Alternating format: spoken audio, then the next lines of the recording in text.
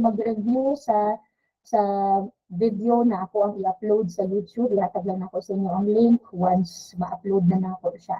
Okay? And yun nga. So, di ko gusto mamagsak. Gusto na ko pasar mo tanan, pero na lang na sa inyo hang gawin mo mag-answer sa exam. Multiple choice lang tanan ako exam. Okay? And very basic lang. Although libog yun yung business law, especially kaming mga foreclosure.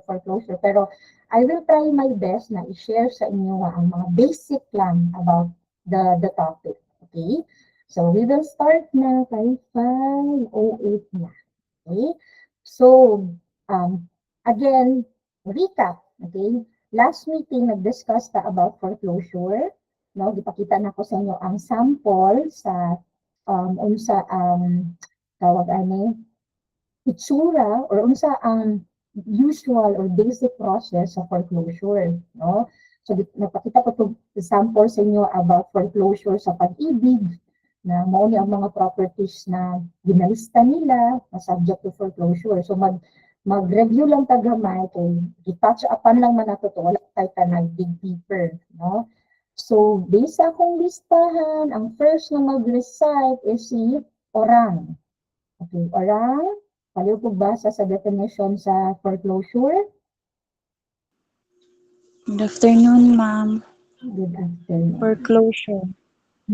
Foreclosure is the remedy available to the mortgagee by which he or she subjects the mortgage property to the satisfaction of the obligation as a necessary consequence of non-payment of a mortgage indebtedness. Thank you, ma'am.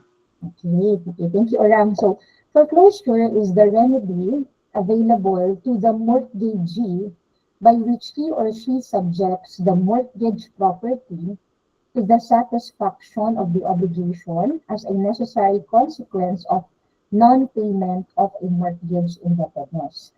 So again, ang foreclosure remedy. So ano siya, proseso, no? Mauni ang magsulbad pag dili makabayan ang debtor mortgagor. Mortgagee motong nagpautang. Mortgagee motong gipaindahan. Okay? So, ang buhaton sa mortgagee, iyahang isubject ang mortgage property, katong property nga giprinda, para ma-satisfy, para mabayaran ang utang. Okay? Because it is the necessary consequence, no? Kaning foreclosure, kaning remedy na ni, mo ang epekto kay wala nakabayad ang debtor. Okay? So, i-foreclose ang property. Unsa man yung foreclosure. Sorry. Next. Based sa atong listahan na nakalinya, si Revilleza. Good afternoon, ma'am. Good afternoon, sir. After all, the mortgage can defer only when the debt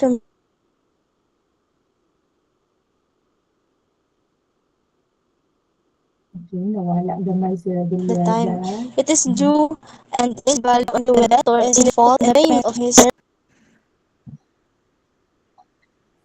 a demand before foreclosure is essential. The right of foreclosure cannot be exercised by any person other than the creditor, mortgagee, or his/her assigns, and it is limited to the amount mentioned in the mortgage document. Thank you, ma'am. Okay. So as a rule, the mortgage can be foreclosed only when the debt remains unpaid at the time it is due and is valid only when the debtor is in default in the payment of his or her obligation. So muna to kung giingon ka ganina. Pwede lang ma-foreclose or mabaligya ang katong giprinda nga property if wala na bayaran ang utang. Okay? Wala na bayaran utang. Kasi again, ang mortgage is real estate mortgage is an accessory contract.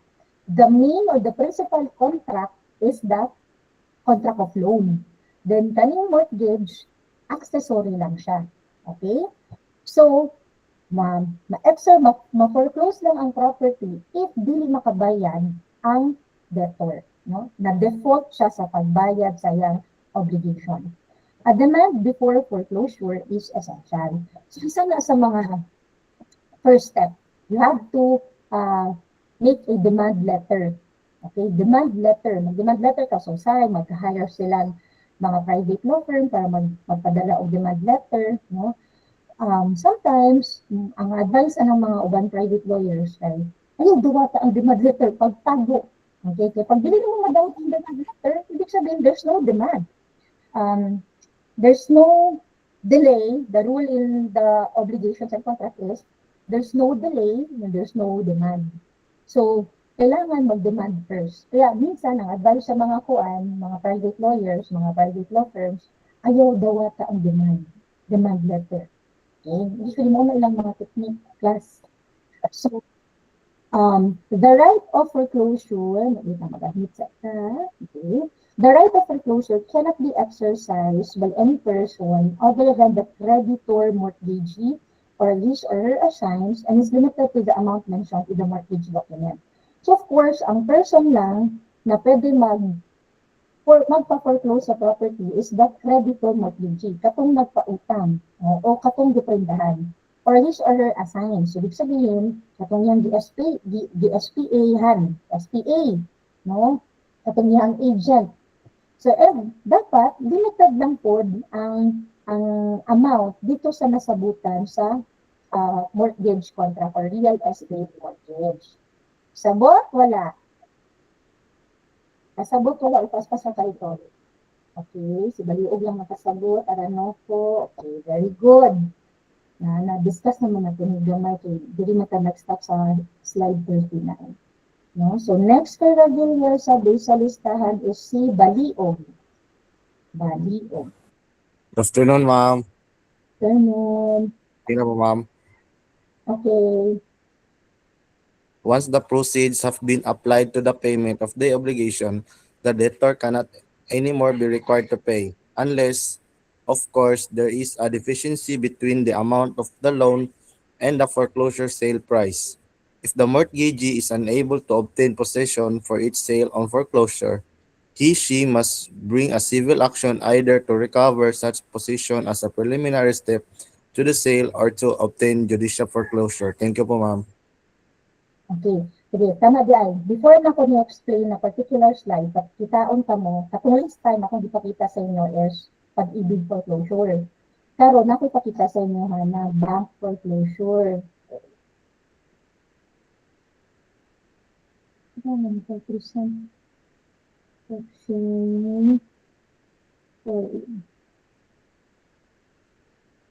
This is an example of a bank foreclosure.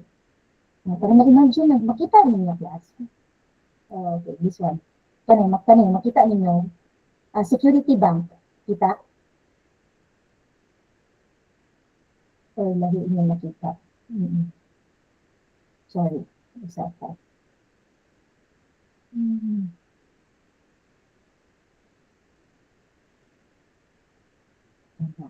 Kita ninyo naman. So, okay. This is an example, mga properties na ang technique ani class, ang gibuhat ani sa nangutang siya sa bangko. Okay? Kung gi-explain sa inyo last time is ano man to, sa pag-ibig. No? Pag-ibig kami, nangutang siya sa bangko og money. Tapos, para makautang siya, for example, nangutang siya og 1 million. Pero naa siyang property. So, katong niyang property, katong titulo, katong bahay, katong niyang giprenda. So, mo to yung ihatag sa security bank. Okay? So, title ba sa balay? So, ihatag na security bank. So, karon wala na siya kabayad, di foreclose sa security bank ang iyahang property. Okay? So, mo na siya ang example. So, see or list. No? See or list. Okay. Yari, nagkita ko example. Kanila nakita ng example na duol sa Davao Region. Bukidnon. Okay. So, nara siya, Bukidnon. So, mo ni ang property. Lot 329, mo ni ang giprenda. Okay.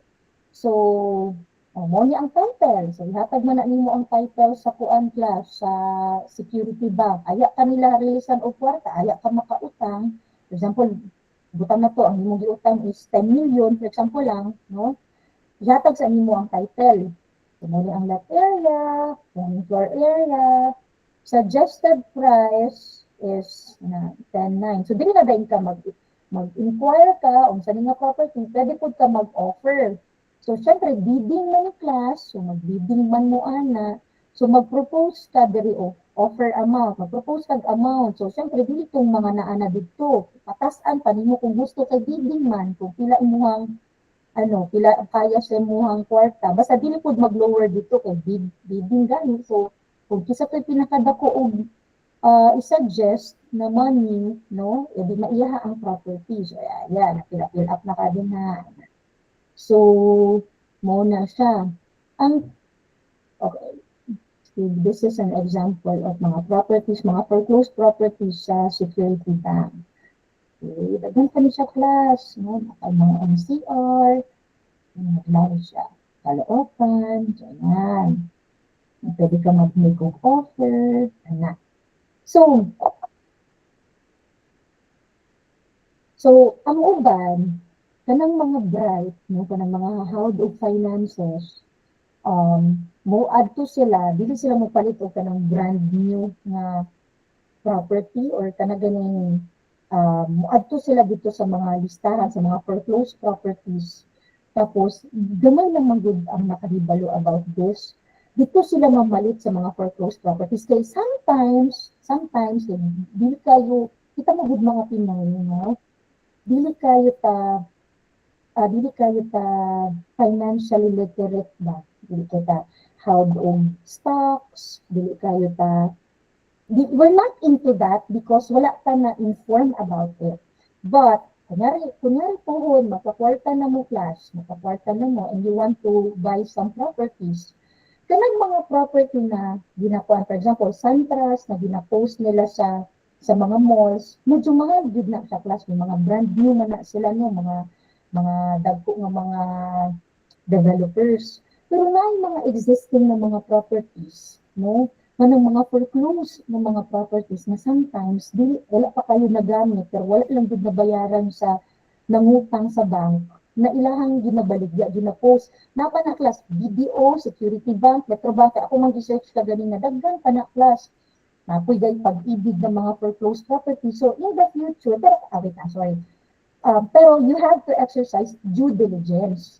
Kay sometimes, ang mga ang mga properties din ha, kay naapoy lain ng puyo or talaga ning girentahan di ay, so you have to exercise due diligence yun kung magpili lang ka sa mga foreclosed na properties. Okay?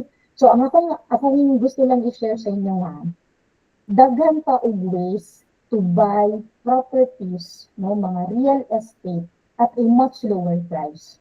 So mo ni siya mga foreclosed na mga properties, mo check mo sa mga bangko, mo check mo sa mga pag-ibig, dili necessary mga brand new nga kanang gina-post sa Santras or gina-post sa mga malls, kay kana mga mahal gud na sila. Kay mga first user man mo. Diri sa mga foreclosed na mga properties na alam siya bidding, pero you have to exercise due diligence yun.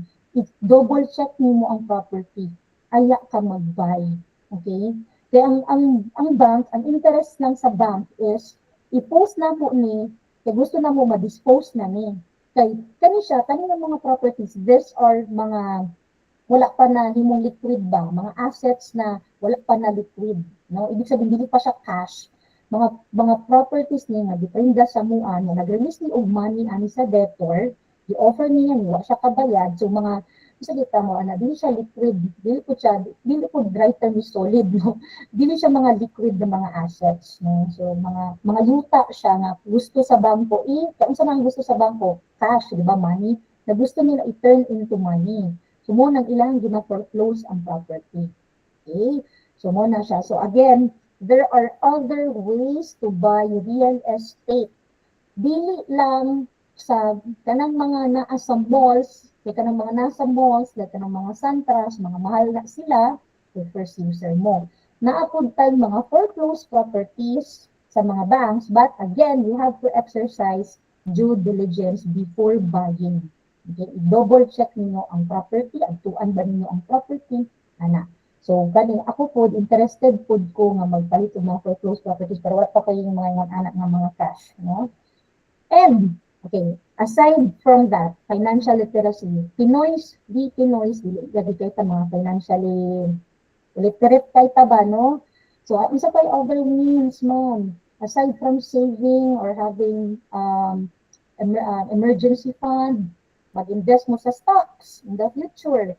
Kay ang stocks, regulated, no? Ibig sabihin, although, ano na siya, stocks is parang, hindi siya gambling, no? But, nine times na malugi yun mo.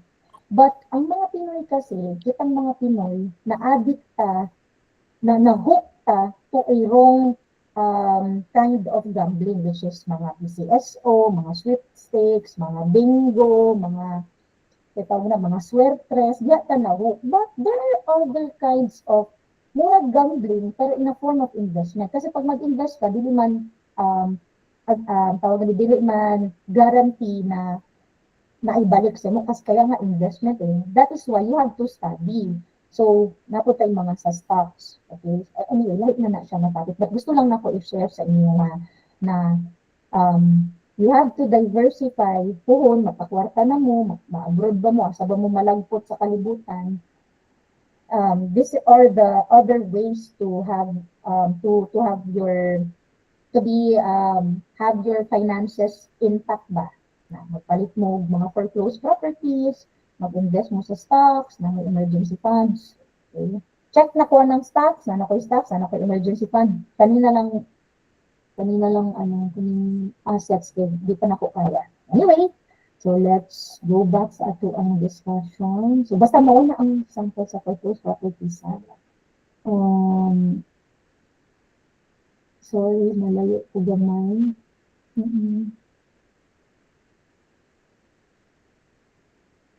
Going back, no? So, mo ang example sa mga foreclosed properties sa bank. So, going back, once the proceeds have been applied to the payment of the obligation, the debtor cannot anymore be required to pay, no? Unless, of course, there is a deficiency between the amount of the loan and the foreclosure sale price. So once na-foreclose ng properties, ang property, generally, hindi na dapat magbayad ang debtor. Kaya na-foreclose naman niyang property kasi yun yung security sa pagkakautang niya. Pero, required pa rin siya magbayad o required pa rin siyang singlan if naay kulang. Kaya di ba sometimes ang utang niya is 1 million. Pero ang na-bid lang, na-foreclose lang ang property at the amount of 800,000. So, napa siya remaining 200,000 na utang. So, katong deficiency or katong kulang, pwede pa nato ipanil from the debtor. Okay?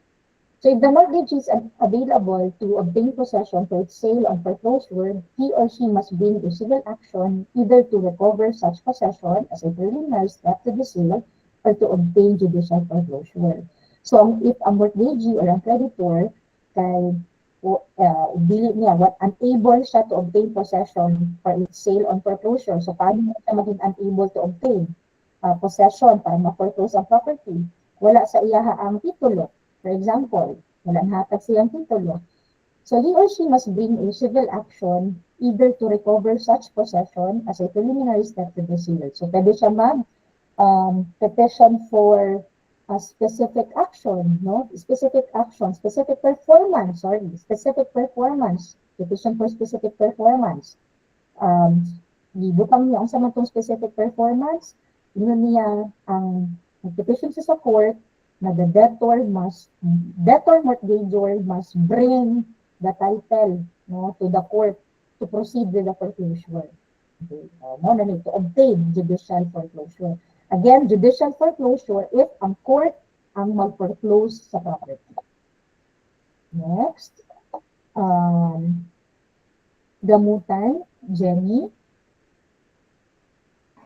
Good afternoon po, ma'am. Okay. Foreclosure proceedings have in their favor the presumption of regularity and the burden of evidence to rebut the same is on the party that seeks to challenge the proceedings. Foreclosure may be effected either judicially or extrajudicially, that is, by ordinary action by the mortgagee or by foreclosure by the mortgagee under power of sale contained in the mortgage. Thank you po, ma'am. Okay.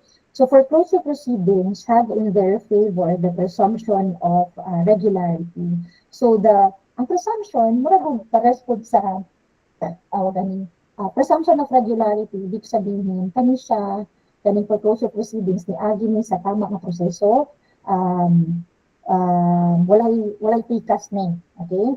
And the burden of evidence to rebut the same is on the party that seeks to challenge the proceeding. Kung kisa kung ingon na naay nahitabo diha nga hokus-pokus, siya dapat ang mag-bring of action. Siya dapat ang maghatag. Siya ang burden of evidence. Siya ang mag-prove.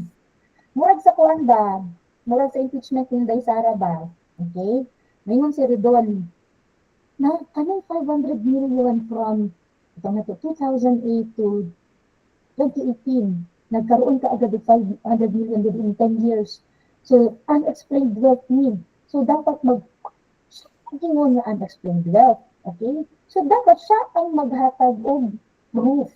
No? Nga na ay sa iya ang burden of evidence. Nasa iya ang trabaho, burden na mag-prove na naay unexplained wealth. Okay? Or may nahitabo na unexplained wealth. Okay? Dili pwede na si Inday Sara ang maghatag og evidence kay Redon. Okay? Upod niya siya. Kung ikaw, sorry, ako sa init akong phone ha. Sorry. Kung ikaw, nagkuan ka, kumuhang gi-allege na nahihokus-pokus sa foreclosure proceedings, so ikaw dapat ang mag-bring of evidence. Ikaw, naasin mo ang burden of evidence or burden of proof na tawagan na nahihokus-pokus sa foreclosure proceedings. Okay? So, ana lang ang analogy. That's the analogy. Okay? Foreclosure may be effected either judicially or extrajudicially. Again, when we say judicially, court ang mag-foreclose. When we say extrajudicially, outside court. Kamukha lang. Okay? So, paano ang judicial foreclosure? By ordinary action by the mortgagee. No? Ibig sabihin, ordinary action, mag-file ka o petition for foreclosure. Or by foreclosure by the mortgagee under power of sale contained in the mortgage. Of course, real estate mortgage is a form of contract. Again, it is an accessory contract. Kabit lang siya dito sa contract of loan.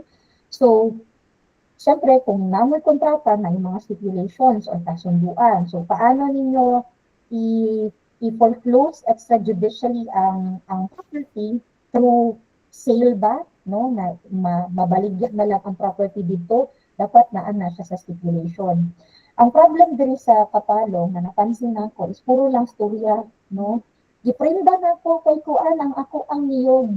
Okay? Giprinda na ko ang ako ang mga tanong kay ingon anon kana akong napansin usually diri sa kapalong. Pero dapat as much as possible again pag mga ingon ani dapat nakasulat, no? Kasi covered siya sa statute of frauds. Okay? Again, kung covered siya sa statute of frauds because na ay involved na utang, kunya puro lang na laway, no, wala mo written agreement, maglisod ka og bring of action, maglisod ka og file of case because wala kayong kasulatan. Okay? Next, Vanessa Gomez.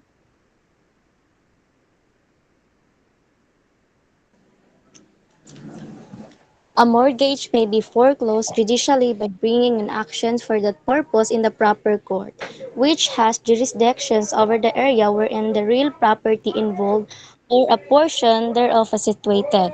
If the court finds the complaint to be well-founded, it shall order the mortgagor to pay the amount due upon the mortgage, debt, or obligation with interest, and other charges within a period of not less than 90 days nor more than 120 days from the entry of judgment. Okay, thank you. So a mortgage may be foreclosed judicially by bringing an action for that purpose in the proper court, which has jurisdiction over the area wherein the real property involved or a portion thereof is situated. So of course, mag-file for petition for foreclosure dito sa korte kung asa na belong ang property. Okay? So, for example, kung nasa Tagum ang property, dito po ka sa Tagum mag-file of petition for foreclosure. Okay?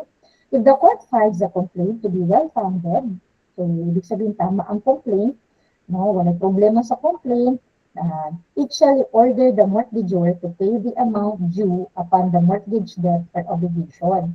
So, ang sugo ni judge, ang mortgagor ang nagprinda / ang nangutang, no? Na bayaran mo ang amount due, bayaran mo ang imong utang, okay? Or imong obligation, appeal na ang interest. Plus other charges. So, sa mga other charges, mga attorney's fees, no, mga docket fees, nabibayaran mga fees na incur ni creditor in filing the case, no? And ang period nimo of paying is not less than 90 days, so di less than 3 months, nor more than 120 days, o di pud mo lagpas of 4 months. So, from the entry of judgment.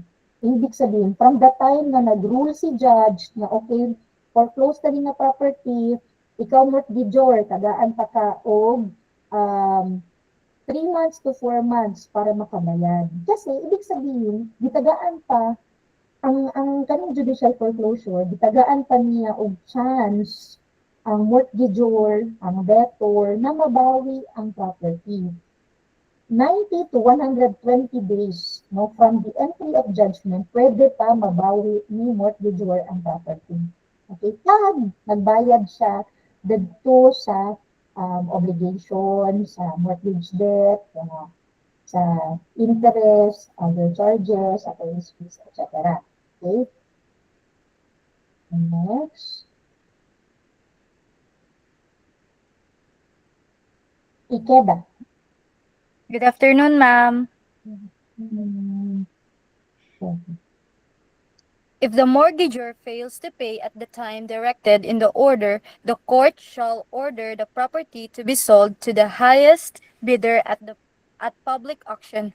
Publication is required, and failure to comply with the statutory requirements as to publication of notice of auction sale constitutes a jurisdictional defect which invalidates the sale or at least render the sale voidable. Thank you, ma'am. Okay. So, general, ginatagaan lang kami, ginadrawin lang ako sa inyong mind yung saan may tabo sa judicial foreclosure, okay? So, di na kayo mag-delve deeper, okay? Na kanang pinaka-nitty-gritty good. Pero mo ang general idea. Based dito sa last line, nag-order na wala kabayad man, di ba? Wala kabayad ang debtor, mortgagor. So, nag-enter na si judge o judgment, nag-render na siya decision. Okay, mortgagor, tagaan pa kag 30 days to, ilagay ko kung gingon, 90 days to 120 days period na magbayad ka sa mortgage debt, apil na ang interest, charges, attorney's fees, tanan. Pag dili nimo na mabayaran, no, mo proceed na ni sa public bidding. Mo na to, like, katong nakita na ko sa inyo, pero Security Bank lang to, no? Ang Security Bank, i-publish nila sa ilang website. So, ang court code, no, kunyari, wala agad na bayaran ni mortgagor, debtor within 90 to 120 days, no, based dito sa judgment ni judge or decision ni judge, so the court shall order the property to be sold to the highest bidder at a public auction. So, magkakaroon ng public auction. So, kung saan man na nila pag public auction, dili ko familiar sa style sa Supreme Court, no, dili wala kay nakuan ang nitty-gritty ba? Ngon ko sa inyo magkaroon og public auction, so kailangan pag mag-public auction kailangan na ay publication. So kailangan siya ilathala sa newspaper, no? So required ang publication, required siya na i-post sa newspaper kanang mga notice to the public. Ambot lang kung nakakita ka ba ng newspaper, no? Pero kaming mga tigulang, kami Sir Mahina, yung mga tigulang naman niyo, mga 30 plus naman niyo,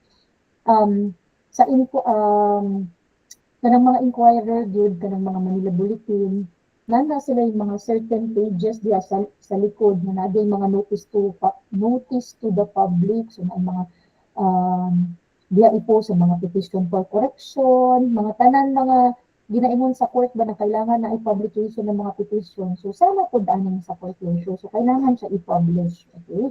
Pag dili siya ma-publish, no, ma-invalidate ang sale.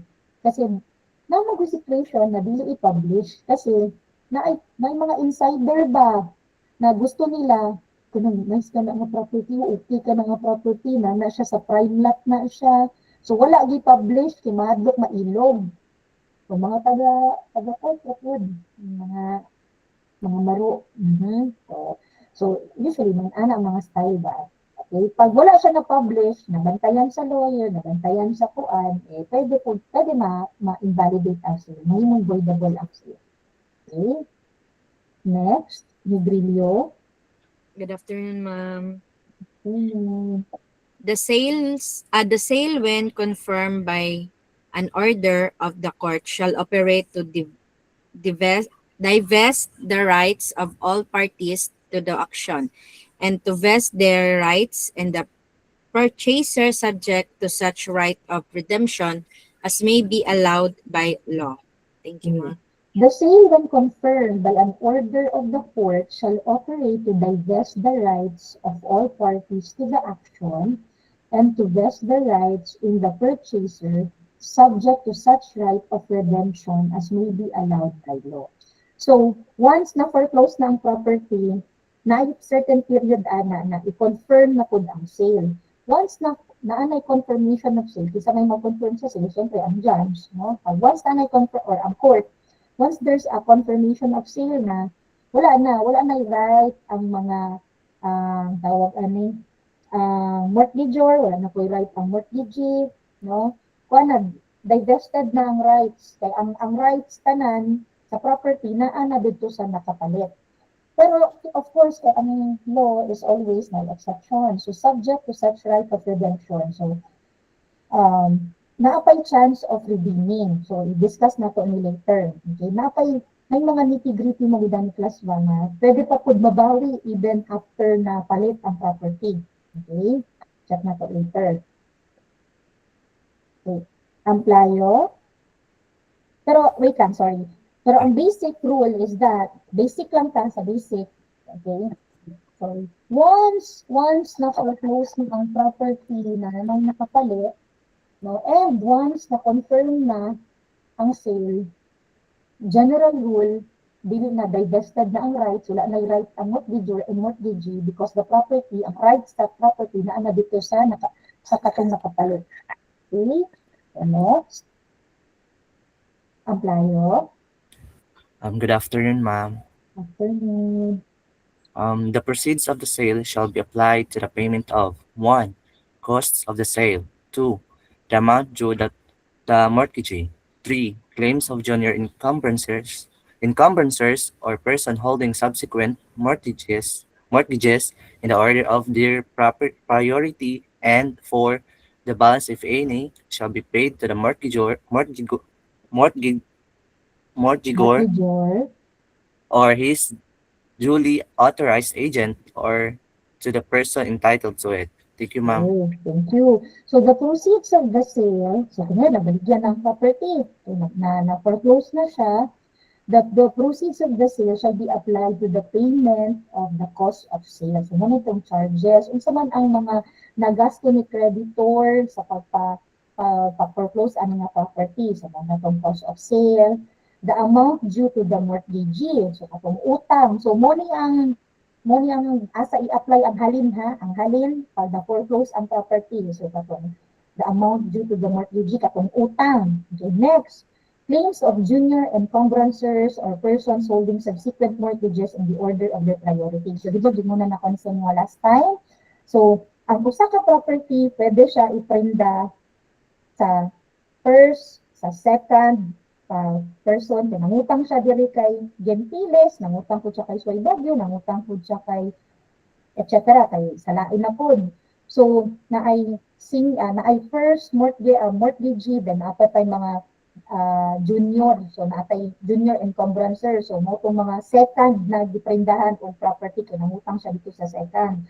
So, in the order of priority or in that order, so mauna jud og bayad katong sa first person na giprendahan. Okay?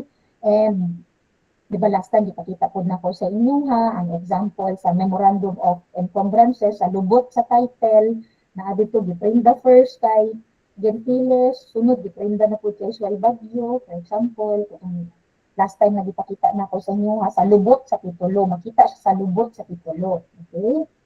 Next, the balance, if any, shall be paid to the mortgagor or his duly authorized agent or to the person entitled to it. Kunyari lang, kani siya nga situation, kunyari, dako ang na bid ba kay highest bidder, baya na, ibarigya baya ang property sa highest bidder, kunyari, napay sobra, so, mabayad po sa mortgagor. Dili po pwede nga, mahatag tanan sa mortgagee or katong creditor. Kasi, ang rule, pag mahatag sila tanan, kunyari, ang utang lang is nasa 1 million and ang cost of sale nasa 100,000, unya, gihatagan mo si mortgagee og 1.5 million, so nasobrahan pa og 400,000, so that would be an unjust enrichment.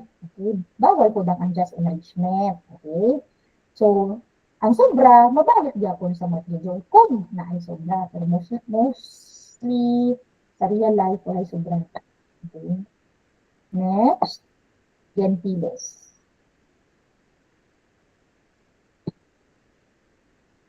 Okay, Good afternoon, ma'am. okay. In judicial foreclosure, the public sale is not complete until the sheriff's certificate is executed, acknowledged, and recorded. It is only when the foreclosure proceedings are completed and the mortgage property sold to the purchaser that all interests of the mortgagor are cut off from the property.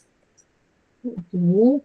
So in judicial foreclosures, the public sale is not complete until the sheriff certificate is executed, acknowledged, and recorded. So ang magtrabaho ang mga judicial foreclosure legwork, no, ang mga army, kaya ang mga sheriff.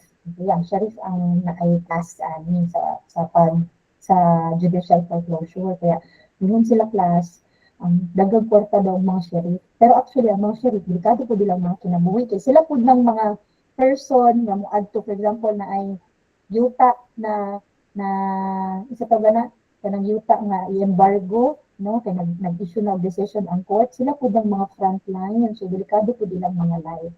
So, sila po nag-handle ang mga judicial foreclosure. Katong nasumbag ni Day Sara, may po example sa sheriff. No? Sila ang nag-execute sa mga order ni judge. Okay, mga sheriff. Okay. It is only when the foreclosure proceedings are completed and the mortgage property is sold to the purchaser at that all interest of the mortgager are cut off from the property. So, pag complete na yun ang proceedings, wala na, confirm na ang sale, di na makat na ang right sa mortgager yung mga interest dito sa property because the property has already been sold, nabaligya na siya dito sa nakapalit. Okay? Next. Sway Bagyo. Good afternoon, ma'am. The mortgagor is liable for additional interest properly chargeable on the balance of the mortgage, indebtedness, and during the period from the notice of sale to actual sale. The same principle is applicable to extrajudicial foreclosures. Thank you, ma'am. Okay. So the mortgagor is liable for additional interest properly chargeable on the balance of the mortgage indebtedness during the period from the notice of sale to actual sale. So kita dili nagstoryahan na ilang pa, no? Sa procedure. So basic ang imagination ninyo, dali na kayo may ugma, mag-notice, pagka next day, actual sale, dili siya ng anak class ha. So naman na siya mga posting, naman na siya publication, dugay na siya class. So sometimes it will take years. Aya magkaroon og foreclosure. Kaya napa may posting, napa publication, sometimes 3 times i-publish, ana-ana. So it would really take time. So katong period na to, 1 year or 2 years, syempre, magkong sa normal na utang, di ba, pag for 2 years, wala ka nakabayad, na interest. So, yan lang yung mga nga slide. So, na mga interest na chargeable dito sa utang, no? Na ma-add dito, no? Itong mga interest ba na nagdagan, okay? From the notice of sale to the actual sale. Same principle pag extrajudicial foreclosure. Ibig sabihin, foreclosure na wala ang agi o portrait. Okay? Next. Flores, Angelo. Good afternoon, ma'am. Okay. Sheriff report on the auction sale is clothed with presumption of regularity. especially where no objection has been raised against it. Muna na akong i-explain sa inyo kanina. So, sheriff's report on auction sale is closed with the presumption of regularity, no? Unless na lang mo allege ka nga nahiukus-focus na itabo or wala yung nahitabong publication, and then he who allege, so ganyan ang rule sa criminal law or rule sa tanan, he who allege sa tanan, he who allege must prove. No? Kung ito ang nag-allege na ay irregularity sa proceedings, ikaw dapat ang mag-provide of evidence. Okay, next. Gatchalian. Good afternoon, ma'am. Mm, Where a third person is the mortgagor, he or she is not liable for any deficiency in the absence of a contrary stipulation. Thank you, ma'am. okay. So, sa mga class, kung abot lang kung naka-remember mo, diba? Sometimes, diba?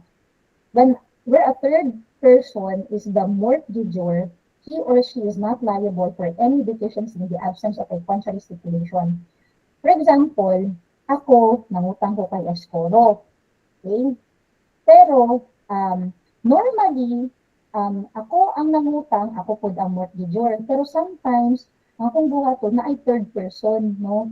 Ang property na lang ni Aranoco, ang ako ang ipalinda para makakuha ko og 1 million o makautang ko 1 million from Escoro. So there's a third person mortgagor, no? So siya ang iyang property ang iyang gi-offer para ako makautang. Okay? So third party siya, okay? Ako ang debtor, si Escoro ang creditor, then na I'm third person na nag-act as mortgagor. Iyang property ang giprinda para ako makautang. Okay? Nag-offer siya, pahiro-hiro siya, pahiro-hiro. So, katong si mortgagor, katong third person mortgagor, he or she is not liable for any deficiency. Okay? Kunyari, akong utang kay Escoro is 1 million, tapos na katong property na ni mortgagor, third person mortgagor or third party mortgagor, na lang siya na foreclosure sa the amount of 800,000, dili katong third person mortgagor ang mosagot sa 200,000. Si debtor lang gyapon ang mosagot. Okay, si debtor lang gyapon, dili ka maningil kay mortgagor.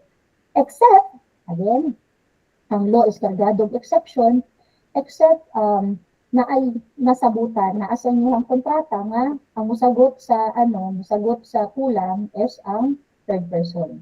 Okay, ang mosagot sa deficiency is ang third person. Okay? Next, Escoro. Good afternoon, ma'am. Afternoon. The action for the recovery of such deficiency must be directed against the debtor. If the deficiency is embodied in a judgment, it is referred to as deficiency judgment. Thank you, ma'am. Okay. So the action for the recovery of such deficiency must be directed against the debtor.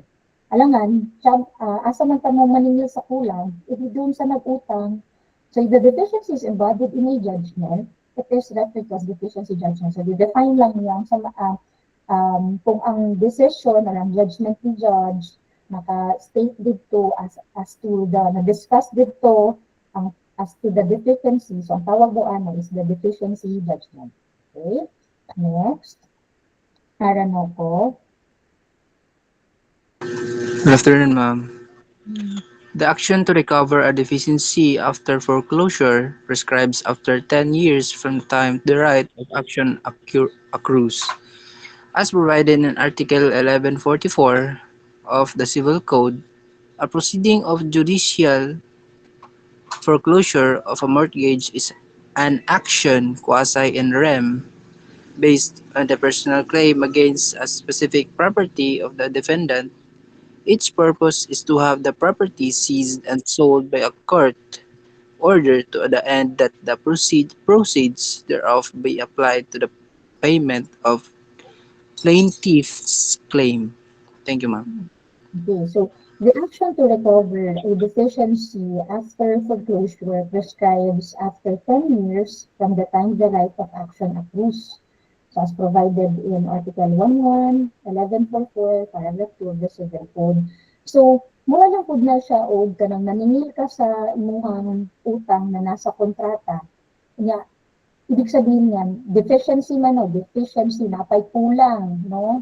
Kulang pa, sa 200,000. So, kailangan masingil na nimo, ma-file nimo, no, ordinary action, no, na maningil ka to claim, petition to claim the deficiency na within 10 years from the time na na-confirm ang sale, no? Or the right of action from the time na nagkaroon kang karapatan to singil the kulang. Okay? Within 10 years mo na dapat i-file sa court.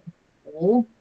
So, basig makalimot mo na nag-issue man si judge of deficiency judgment, naman silang desisyon na napay kulang na 200,000, magulat na lang ka sa order ni judge, dili maningon ana. Okay, ato siya is judgment to ni judge, decision to ni judge based on the foreclosure. So, required gyapon mo nga mag-file og petition para paninglon ang deficiency. Okay? Because ano na siya, the court is a passive organ of the government, no?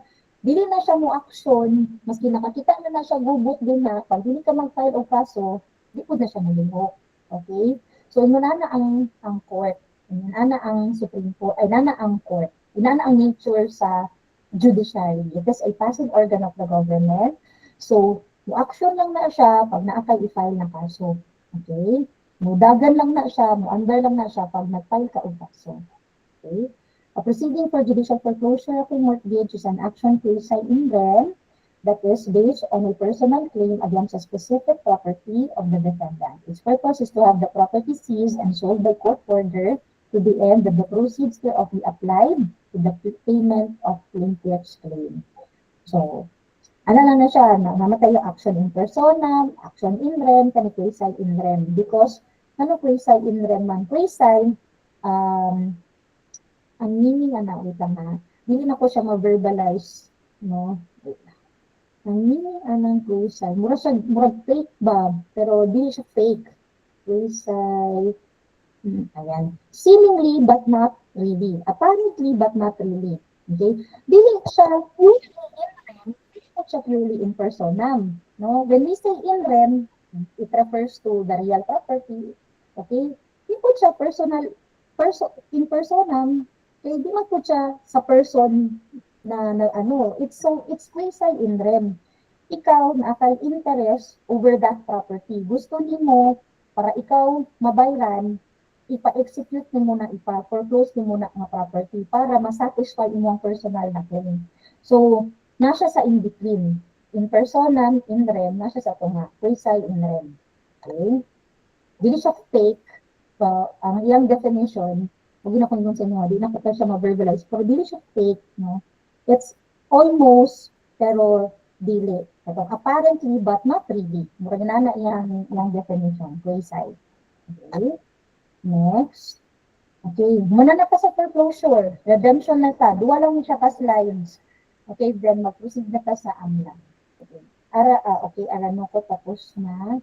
Next, si Al Kramer Esquiardo. Good afternoon, ma'am. Redemption may be defined as transaction by which the mortgagor requires or buys back or the property within a certain period and for a certain amount, a property that has been sold due to debt, tax, or encumbrance. It is allowed in cases of foreclosure in favor of the banking and credit institution and in extrajudicial foreclosure. Okay. Thank you, ma'am. So, last time, tanong sa ko si Kok Jin, ano siya, ma'am, may chance na mabalik ang property dito sa mortgagor? Kung mo anak ko na yung chance, natay ginatawag na redemption. So, anak ko ma-discuss na ito na in the succeeding ng mga slides. So, muna niya siya. So, the redemption may be defined as a transaction by which the mortgagor reacquires Babylonia, admit sa natos Babylonia. Okay. So, the mortgagor reacquires or buys back the property within a certain period. Naalang siya certain period kung kailan niya pwedeng mabawi ang property. Okay? And for a certain amount. A property that has been sold due to a debt, tax, or encumbrance, it is allowed in cases of foreclosures in favor of banking and credit institutions and in extrajudicial foreclosure. So, discuss na to. Duha lang ni siya. Medyo lisod ni siya na concept, pero i-try na to siya o kanang ma-understand lang ninyo ang basic ba. Okay? Equity of redemption, Magantor. Good evening, good afternoon, ma'am, sir. Equity of redemption. Equity of redemption or the right of the mortgager in case of judicial foreclosure to redeem the mortgage property after his or her default in the performance of the conditions of the mortgage, but before the confirmation of the sale of the mortgage property by paying the secured debt within the 90-day period after the judgment becomes final in accordance with Rule 68 of the Rules of Court, or even after the foreclosure sale but prior to its confirmation. No equivalent right of redemption exists after a judicial foreclosure is effected, except where the mortgage is a banking institution. The general rule is that the mortgager cannot exercise his or her right at redemption after confirmation of sale, which retroacts to the date of the sale. Thank you, ma'am. Okay. So, i-try lang na ko og tawag explain in basic ha. So, equity of redemption is the right of the mortgagor or debtor to recover the property by paying the debt. Okay? Ang karapatan sa mortgagor o sa katong nakautang, katong nagprinda o katong nakautang na ma-recover or mabawi ang property by paying the utang. Okay? Sa judicial foreclosure, this right exists until the foreclosure sale is confirmed by the court. Okay? So, kung judicial foreclosure, na-explain ako na sa inyo ha, di ba? Nag-issue si judge of decision, pero wala nakapay confirmation. So, katong period, from the time na nag-issue siya of decision, and bago nag-confirm, diya ka pwede ma-exercise ng equity of redemption. So, unsa man ang timeline ani class? So, the debtor defaults, wala siya nakabayad. Okay? The creditor files judicial foreclosure case. So, nag-file siya petition for judicial foreclosure.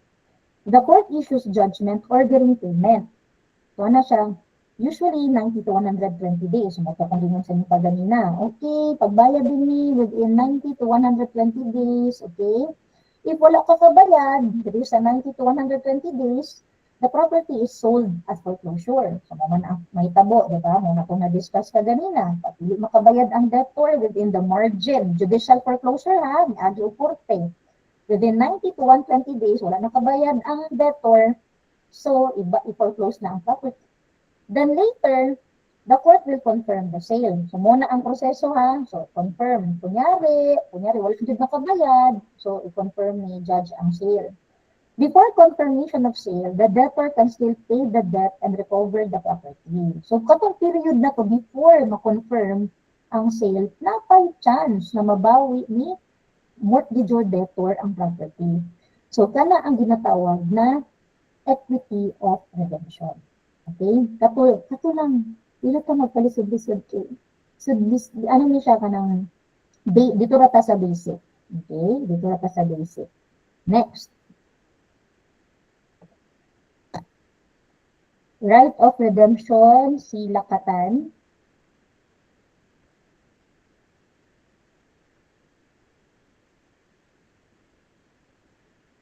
Lakatan.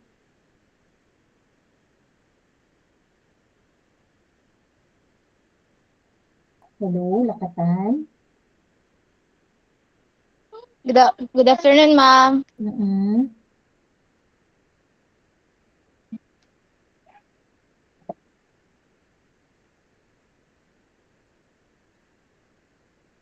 Yes, ikaw nabasaan niyo. Yes, ma'am. Right of redemption.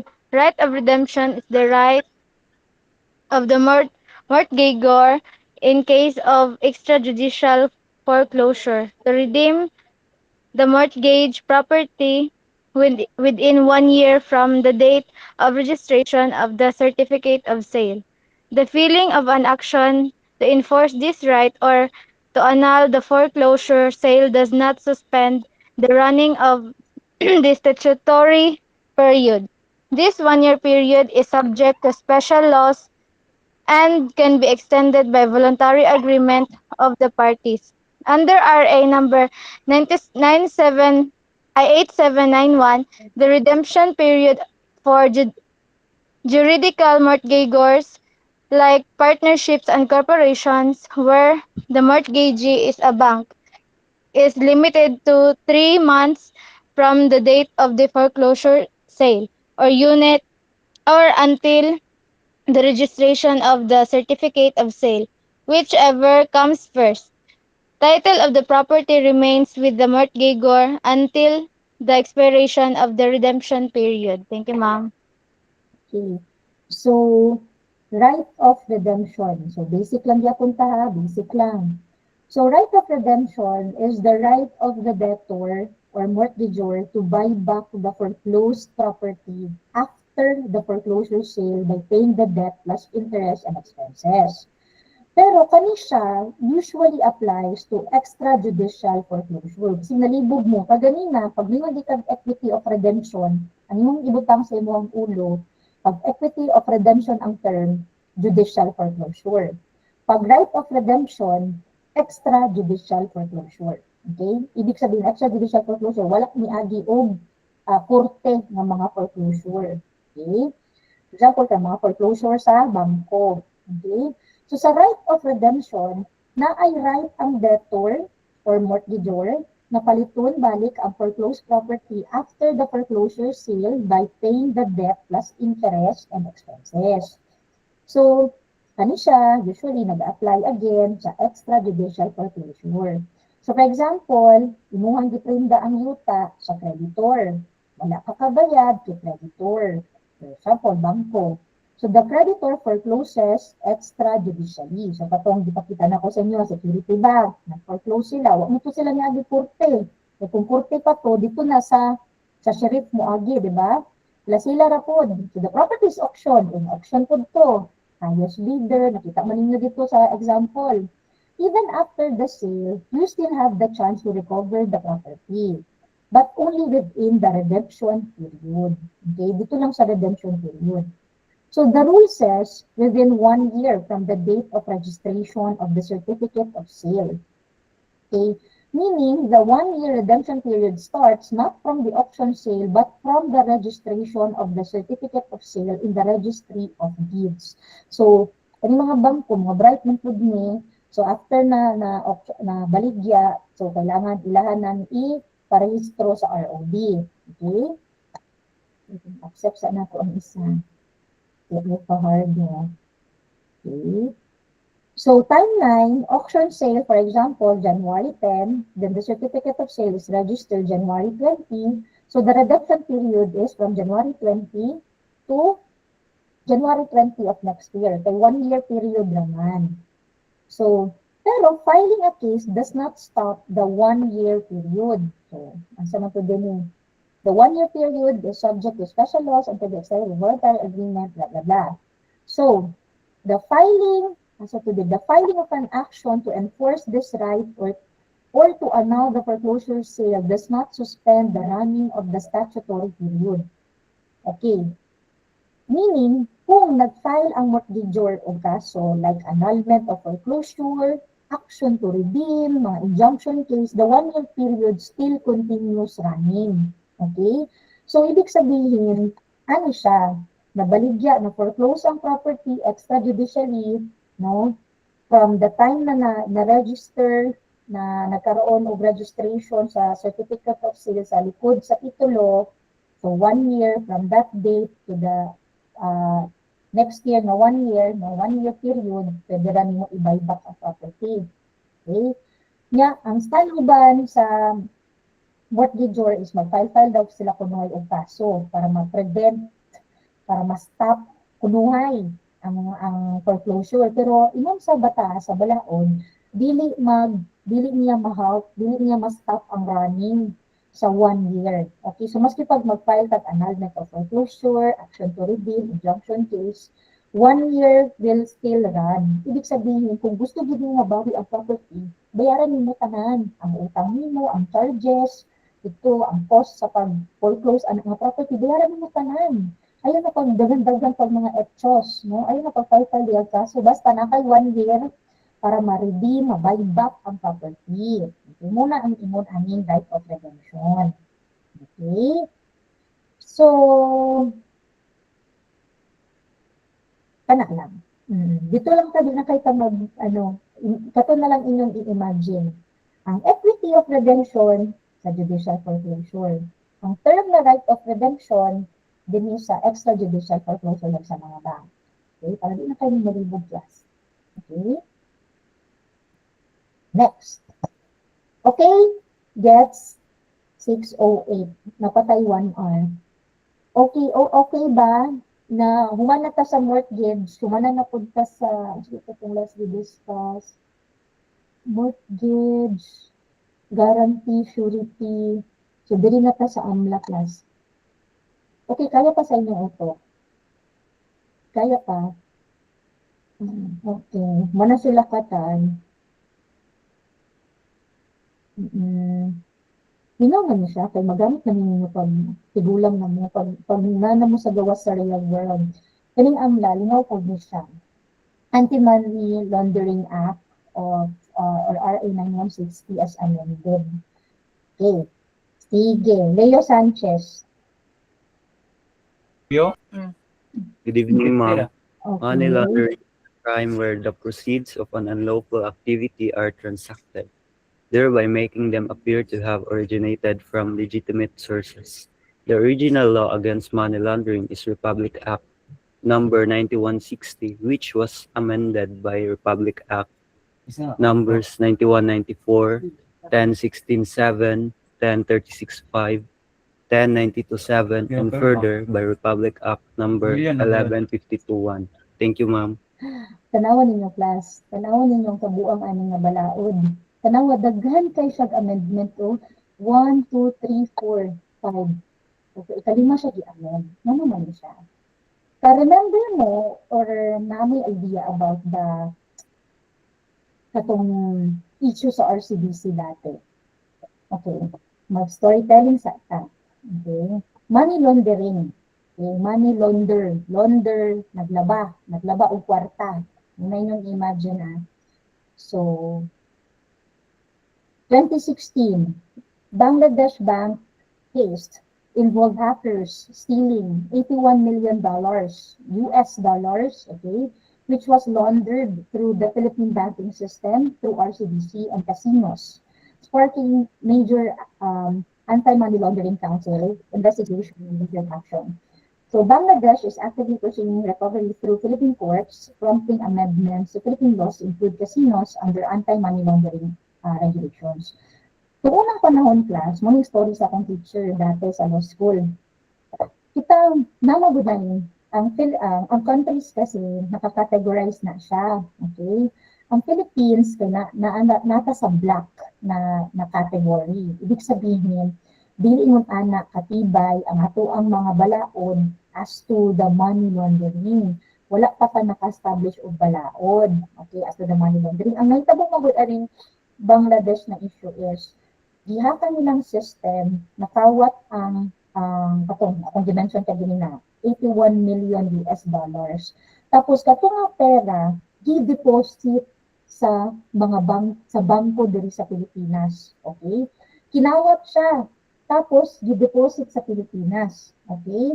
So ang pinaka na is ang RCBC. Ang RCBC. Okay? Nahitabo na siya February 2016. So hackers used the SWIFT system to steal $81 million from the Bangladesh's bank account with the Federal Reserve Bank of New York, directing funds are fake to 4 fake accounts at Makati branch of Rizal RCBC. Laundering. The funds were rapidly withdrawn, converted into pesos, and routed through Philippine casinos and foreign exchange brokers before disappearing, with roughly 15 million US dollars recovered as of 2017. O, diba? From 81 million, 15 pa lang ang na-recover tong 2017. So, ang naitabo, gikawat siya sa Bangladesh Bank, gi-deposit sa RCBC, tapos from dollars, gi-convert into peso, Tapos ano sa casinos, mga or sa other banks, okay? So ibig sabihin, launder, gilaban ang kwarta ba para galing siya sa hugaw, kanina isip na analogy, hugaw siya, kinawat siya, then gipaagi siya og bangko, then gilabhan siya. Okay? Then gidistribute sa other na mga other outlets like casinos. Actually, class, abot lang ko, nakasulod na mo mga Okada, no? Ako nakasulod na ko Okada. Tapos, kuan jud dito kanang mga kuan na to, di ba? Kaning sa flood control, di ba? Nila, magdala sila kwarta dito nga, suitcase. So, tinuod, yun na siya, no, nga, ingon ani yung mga style, money laundering, So, it is a crime where the proceeds of an unlawful activity, so ibig sabihin kinawat, like atong sa flood control, are transacted, no, thereby making them appear to have originated from legitimate sources. So, hugaw siya, kinawat siya, pero gitransact siya para ipagawas na, legitimate ni, dili ni hugaw na kwarta. So, gilabhan ang kwarta, muna ang point. So, kita, black ang atong status dati, okay? So, nagkaroon ng several amendments sa law para ma-reach lang nato ang standard, no? Ma-reach nato ang standard na white, nata sa white list na kasi ta sa black list na natin. So, because tanawan ni dagan kay silang amendments na gibuhat to, wala pa nato nangit ang standard natin. Dali lang kayo, in other words, dali lang kayo maglaba og kwarta diri sa Pilipinas, no? Dali lang kayo mag-launder og money. Sometimes na ang ilang ginaingon, kani daw ang target na po daw nila karon is kaning mga personality sa Facebook. For example, ang term kasi nila is kani si Tangkong Chips business owner. Diba? Nikalit lang sila kadato niya through pagtinda lang og kangkong chips. For example, pagtinda lang kangkong chips. So kana daw sila. Chismis na niya. Pero baka na ay certain tawag katotohanan na ang ilahang pagkadato gikan pud sa mga kuan lang sila ba mga sa tawag kanang mga mole lang sila ba gigamit lang sila ba pero mga money launderer sila kana daw mga sabon lang ang baligya pero nangadato kaayo dagko kay mga balay ang mga baligya lang kay sabon whitening so kana sila mo na usually ang mga target na pud for money laundering.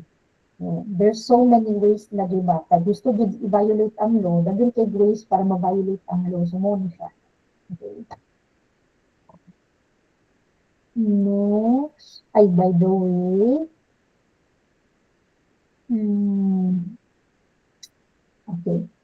So, ang naitabo day atong sa Bangladesh na money laundering, ang luoy lang ato is ang money zero sa RCBC na anong AMLA law, AMLA Anti-Money Laundering Act at that time. Pero ang problema mo gud aton niya, sa sobra niya siguro gusto niya makahit og quota katong manager or appeal pod siguro siya, wala niya gisumbong kay kasi kailangan kasi nimo i-report pag ang idea is ganito ha, ma-discuss naman pod nato later. Pag mulagpas og 500,000 pesos imong transaction, no? Kailangan i-report na nimo sa AMLA. Ang AMLA is under sa Bangko Sentral ng Pilipinas. Okay, naa sila parang unit dito nga AMLA.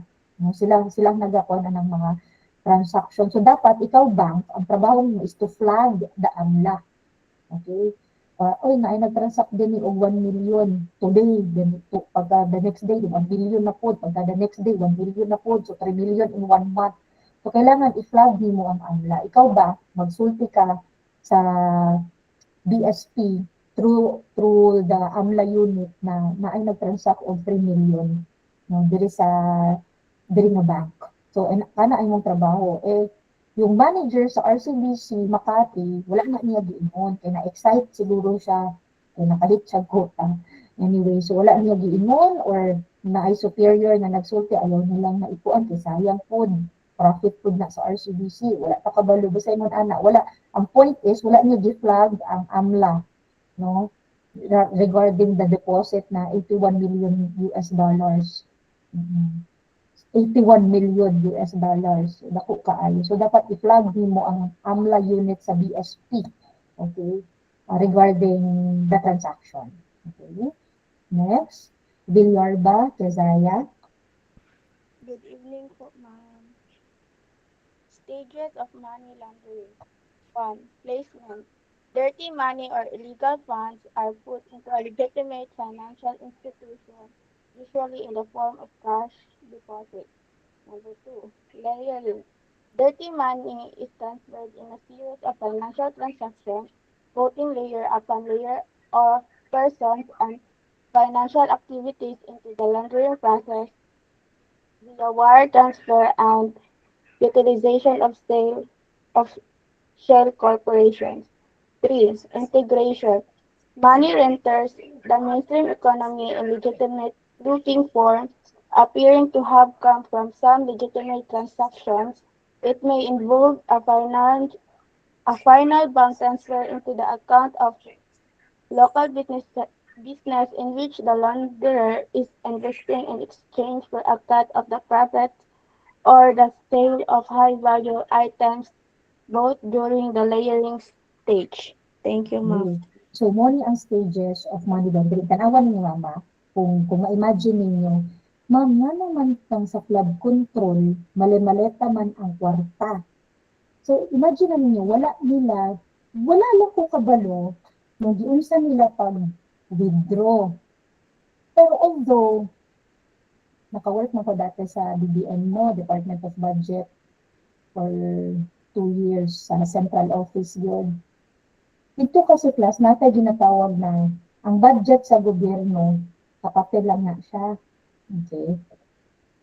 Tapos, so nata ginatawag na SARO, Special Allotment, parang basta naanay kwarta din ako. Tanto, sa kanina paper, SARO, pirmahan sa secretary sa BBM, na 1 billion diya na kuan na money.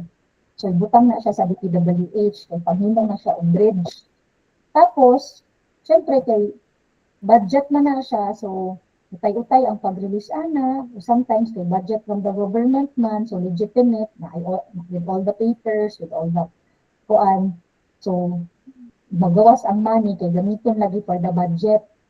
So, imbes na gamiton siya for the flood, kaya nga, ang sakit ang nila, walay flood control. So, gi-withdraw ang money, tapos gibutang sa maleta. Ang maleta, gihatod sa mga balay, di ba? Gihatod sa mga balay, mga ang naitabo. O, diba, wala nila gi-deposit ng bank. Kasi kung gi-deposit nila bank, lampas na 500,000, ma-flag ka. O ikaw, Madeline Romualdez, nag-deposit ka o more than 500,000. Pila ka, in pila ka months, or millions ba ya ang flood control project na nawala, di ba? Nga nakamaleta, nga na-distribute sa mga kung kinsa man na sila. Dili nila ibutang og bank. Okay? Dili nila ibutang og bank kasi pag i-deposit nila sa bank, masulti ang bank diri nga si Princess Jules Cabaluna nag-deposit din ni og isa ka maleta nga puro 1 million ang sulod, 1,000 ang sulod, for example. Diba? So, dili nila na siya i-deposit ang bank. Physical ang ilang paghatod sa money. Kasi pag i-deposit nila ang bank mo prompt sa AMLA, sa BSP. So, hindi malasaktan na ka na nangawag o ka sa gobyerno. Diba? So, maon siya. Okay? Anyway, so these are the stages of money laundering. Placement. Dirty money or illegal funds are put into a legitimate financial institution, usually in the form of cash deposit. So, dirty money, sa katong sa Bangladesh, na bank, kinawat. No? Then, put into a legitimate financial institution, gibutang, gi-deposit sa RCBC, usually in the form of cash deposit. So, natong may tabo RCBC. Layering. Dirty money is transferred in a series of financial transactions. Okay? So, pag human deposit sa RCBC, from dollars, withdraw into pesos. So, pesos, ato sa casino, di-layer ba, dagan siya giagi nga kuan ba, transaction, no? And financial activities into the laundering process, so gilabuhan siya, okay? Example, via wire transfer, di-transfer ba siya through kanang online, or withdraw jud siya, then gibutang dito sa mga casinos. Okay? Integration. Money that re-enters the mainstream economy in legitimate looking form, appearing to have come from legitimate transactions. So, pag money mo og transfer online, no, then gawas na siya, gigamit na nimo siya into something else. It may involve a final bank transfer into the account of local business, no, na ay corporation, corporation kunwari, kaya gadawat lang with money, no, in which the launderer is investing in exchange for a cut of the profits or the sale of high-value items both during the layering stage. So dagan siya giagian ng mga process kay para malimpyo lang, malabhan lang ang kwarta. Gibutang ba siya dito sa construction firm ni Vizcaya? Okay? Sa construction firm ni Vizcaya, Punuhay, na sila flood control project. Okay? Pero naade sila cut ato. No, na sila percentage ato. Pero mas dako ang cut sa uban. Kabalo na mo ko, James. Okay. Anyway, so we're so political na tonight. Pero muna siyang yung idea class sa amin. Okay? So, next, manaman si Villarba. Next, si Kabaluna.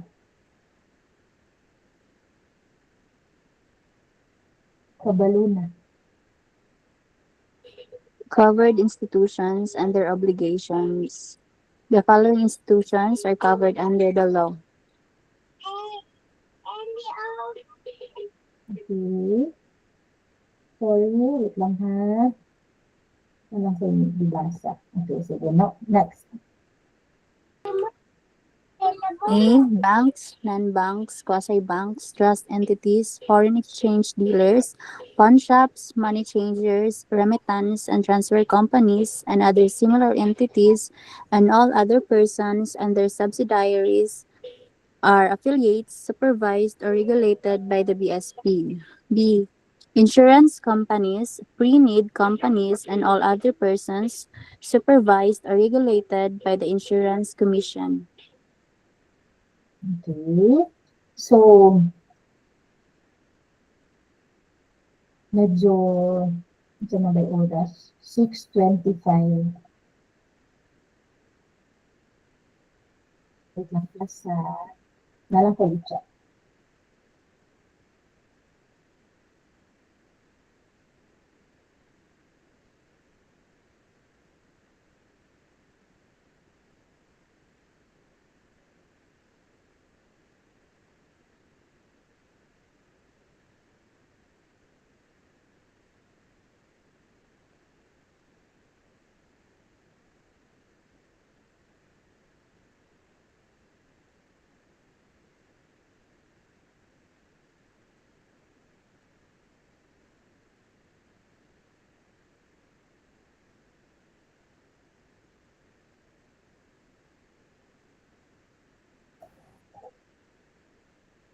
Okay. Ano na? Tawag ano? 6:26. Okay. I-discuss lang nato ang medyo basic sa AMLA. Pero dili na ta mag-start sa next. Okay. Sa slide 57. Okay. Kaya para dili mo ma-overwhelm. No? So, mag-discuss lang ta sa AMLA. 1, 2, 3, 4, 5, 6.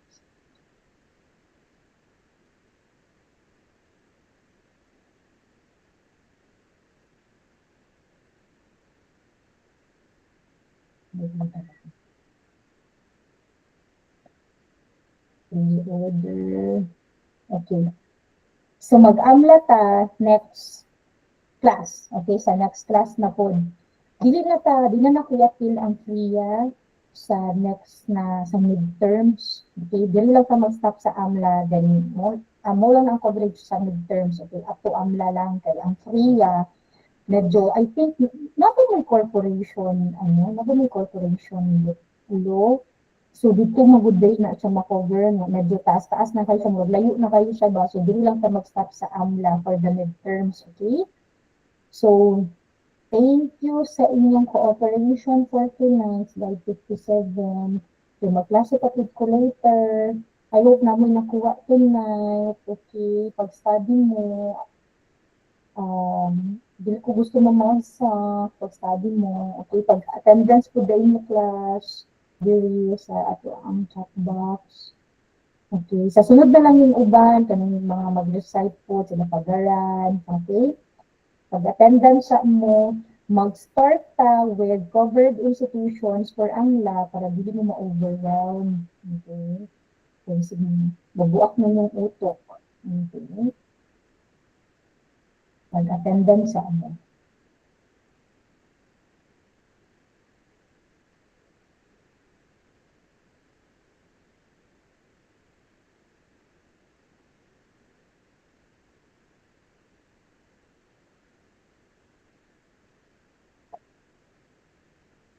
Dili ta mag-start.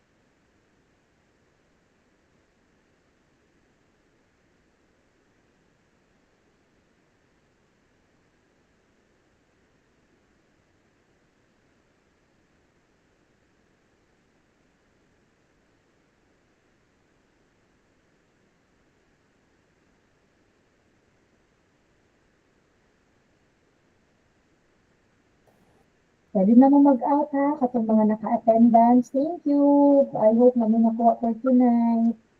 Thank you, ma'am. Thank you, ma'am. Thank you, ma'am. Amla Thank lang you, sa ma'am. Thank you, ma'am. Thank you kay ma'am. Thank you, ma'am.